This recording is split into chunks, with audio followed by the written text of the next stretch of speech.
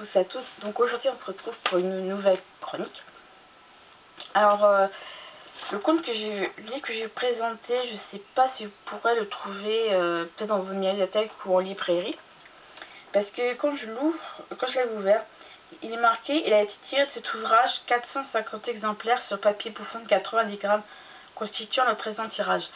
Après, si c'est seulement 400 exemplaires, c'est la version du livre, peut-être, ou s'il y en a eu plus, je ne sais pas.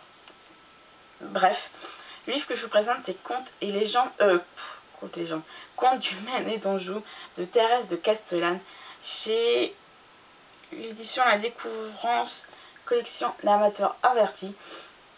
À savoir que le livre, il est fin, hein, 113 pages. Et donc je vais vous dire à la fin de la vidéo qu'est-ce que c'est que le Maine et l'Anjou. Alors il faut savoir, c'est que Thérèse de Castellane a bien fait de les réunir ces deux entre guillemets territoires, c'est un peu exagéré, ensemble, parce que faut lire l'avant-propos pour comprendre, parce que historiquement parlant, ces deux lieux, le Maine et l'Anjou, ont toujours été liés. Donc voilà. Il faut savoir que pour ma part, j'ai bien aimé, c'était de très beaux contes. Moi qui suis originaire avec du Maine, j'ai beaucoup aimé parce que ça valait le coup. Donc c'est bien. Puis l'Anjou, ça me permet de le découvrir davantage.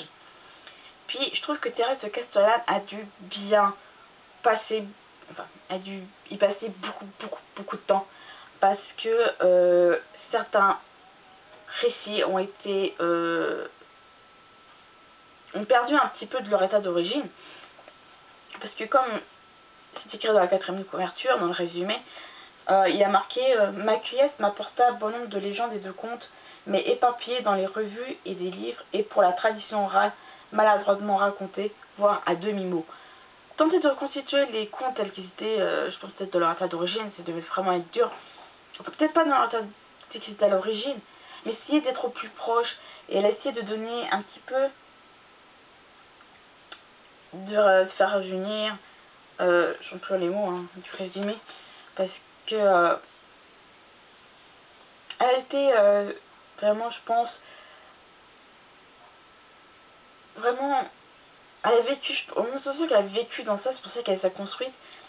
Elle a fait suivre parce que, nourrie dans l'enfance des contes nerveux, j'en ai gardé la hantise. Aussi, peu après mon installation par mariage dans la région Maine-Anjouine, je commençais à questionner les campagnards et à fouiller les bibliothèques en quête du folklore local. Donc, comme quoi elle a été vraiment imprégnée de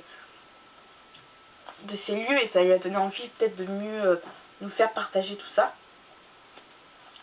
J'ai beaucoup aimé ce livre.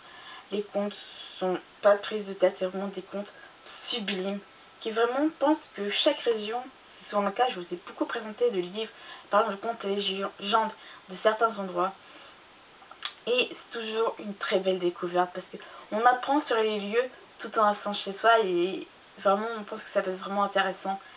En plus celui-là il est beau, il est agréable à lire, bonne prise en main. Ça vaut vraiment le coup, je le conseillerais si vous le trouvez. Empruntez-le ou quelque chose comme ça.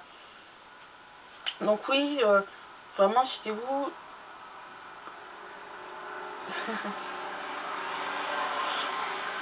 J'attendais que la voiture elle passe. Donc je suis désolée. Donc voilà, après on a vraiment cette sensation... Il y a une fête ou quoi? Voilà, que vraiment cette sensation est vraiment agréable. Donc si vous avez vraiment la chance de le lire, de le trouver, donc lisez-le. C'est vraiment pas de prise de tête. C'est vraiment écrit comme ça. Un seul petit bémol, je trouve ça dommage de... Voilà, c'est quand on démarre vraiment bas. Là.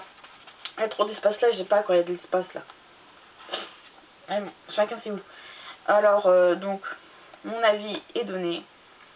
Je précise que, comme je l'ai dit, je vais vous dire ce que sont que le Maine et l'Anjou. L'Anjou, c'est tout ce qui est Angers.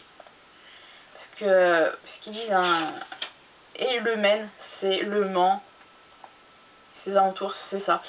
Ce qui marque bien, récit du folklore manceau et angevin.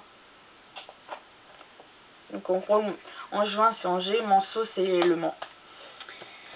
Voilà, moi qui suis du Maine, autrement dit du Mans, enfin pas loin. C'était super. J'ai toujours aimé l'histoire de d'où je viens, c'est normal, hein.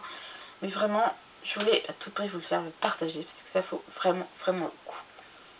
Donc ma chronique est finie, j'espère qu'elle vous aura plu. Si vous-même vous avez des livres de contes et légendes que vous avez lus, bah, n'hésitez pas à le faire partager, hein, ça ferait vraiment plaisir. À bientôt.